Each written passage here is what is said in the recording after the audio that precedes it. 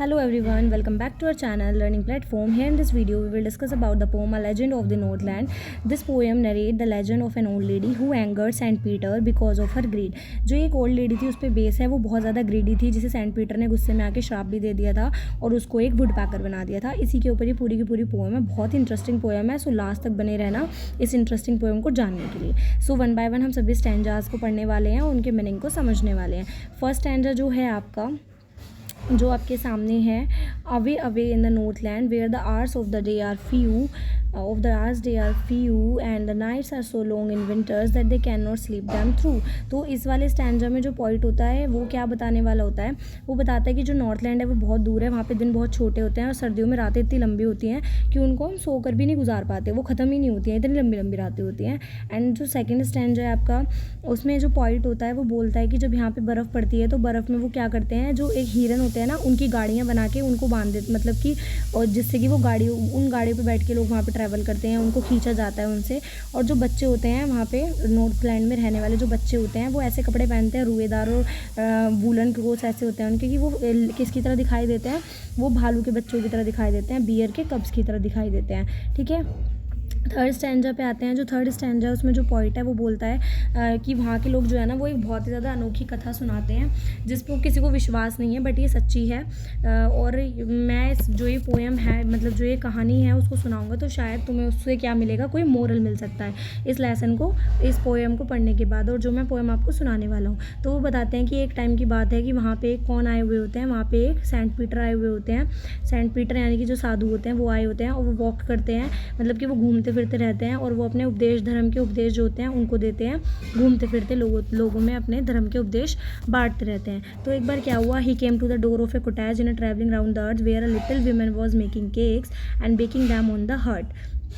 तो वो बताते हैं कि एक बार क्या हुआ कि वो किसी के डोर पे गए, किसी की झोपड़ी के पास, कोटाज था, मतलब कोटाज बोलते हैं इसको, झोपड़ी कुटिया कुछ भी बोल लो आप। तो वो डोर पे गए, उन्होंने वहाँ पे नॉक किया, मतलब जब भी वो घूम रहे थे पृथ्वी पे उस टाइम की बात है। तो उन्होंने उस वुमेन को बोला, वो जो केक बना रही थी वो उसको देख रहे थे कि वो किस पे केक बना रही थी, हर्ट पे केक बना रही थी। इसका मतलब क्या होता है, इसका मतलब होता है चूल्हा। आपने देखा होगा ना गांव में भी चूल्हे होते हैं, तो इसका मतलब क्या होता है, चूल्हा होता है। ठीक है, आगे आते हैं नेक्स्ट स्टैंजा पे। And being faint with fasting for the day was almost done he asked her from her store of cakes to give him a single one. तो वो ना बहुत ज़्यादा फेंट हो, मतलब वो क्या, उनको कैसा फील हो रहा होता है, उनको फील हो रहा होता है कि कहीं ना वो, मतलब उनको बहुत ज़्यादा वीकनेस फील हो रही होती है कि कहीं वो बेहोश ना हो जाए, इस टाइप से उनके साथ हो रहा होता है, क्योंकि उन्होंने फास्ट रखा हुआ होता है, वो व्रत कर रहे होते हैं। तो पूरा दिन ऑलमोस्ट निकल चुका होता है। तो वो उससे बोलते हैं कि तुमने इतने सारे जो केक्स बनाए हुए हैं, क्या तुम मुझे इसमें से कोई एक सिंगल वन केक, मतलब सिंगल केक दे सकते हो। तो आगे हम नेक्स्ट स्टैंजा में पढ़ेंगे। So she made a very ये राइट, नेक्स्ट स्टैंजा पे आते हैं। So she made a very little cake but as it baking ले she looked at it and thought it seem too large to give away. तो वो क्या करती है, वो एक केक जो बना रही होती है, उस केक को बनाते हुए वो क्या देखती है, मतलब उसके मन में क्योंकि लालच होता है, हमने स्टार्टिंग में मैंने आपको बताया है, उसके मन में आता है कि यार ये ना बहुत ज़्यादा लार्ज है, टू लार्ज लिखा है ना यहाँ पे, तो वो बोलती है कि बहुत ज़्यादा लार्ज है, मैं इसको कैसे दे सकती हूँ। इसलिए वो क्या करती है, therefore she needed another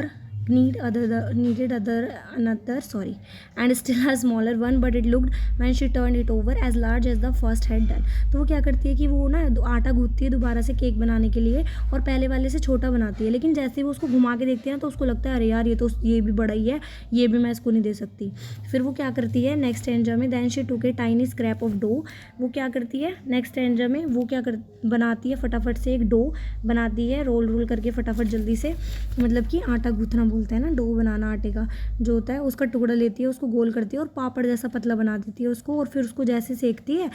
देती है, लेकिन उसको भी बोलती है कि यार मैं इसको ना ये नहीं दे पाऊँगी, क्योंकि ना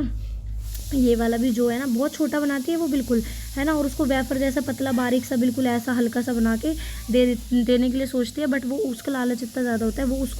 वो भी नहीं दे पाती। नेक्स्ट स्टैंजा में जो पॉइंट होते हैं वो बताते हैं कि उनने कहा, जब मैं वो जो लेडी है वो बोलती है कि जब मैं केक बनाती हूँ तो वो मुझे छोटा लगता है जब मैं अपने लिए बनाती हूँ, लेकिन जैसे ही मैं ये इसको देने वाली होती हूँ तो ये मुझे बड़ा लगने लगता है। तो इसलिए वो ये सोच के उसको भी कहाँ रख देती है, शेल्फ में रख देती है। ठीक है,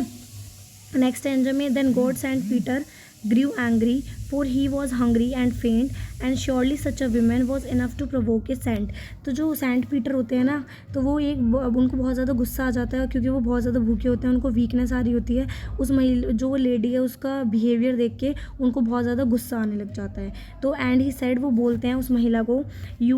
you are far too selfish to dwell in a human form to have a both food and shelter and fire to keep you warm। वो उसको श्राप दे देते हैं, एक तरीके से उसको बोलते हैं कि तुम बहुत ज़्यादा सेल्फिश हो, स्वार्थी हो, और तुम्हें ह्यूमन होने का कोई भी हक नहीं है, ना तुम्हारे पास खाना होना चाहिए, ना रहने के लिए कोई घर होना चाहिए, और तुम्हें गर्मी मिलने के लिए कोई, मतलब कि जैसे वहाँ सर्दी होती है बहुत ज़्यादा नॉर्थलैंड में, तो वो बोलता है कि तुम्हें गर्मी मिलने के लिए भी मतलब फायर ना मिले कभी भी, कि तुम गर्म रह, मतलब वहाँ पे ठंड बहुत ज़्यादा थी, इसलिए ये वर्ड यूज़ हुआ है।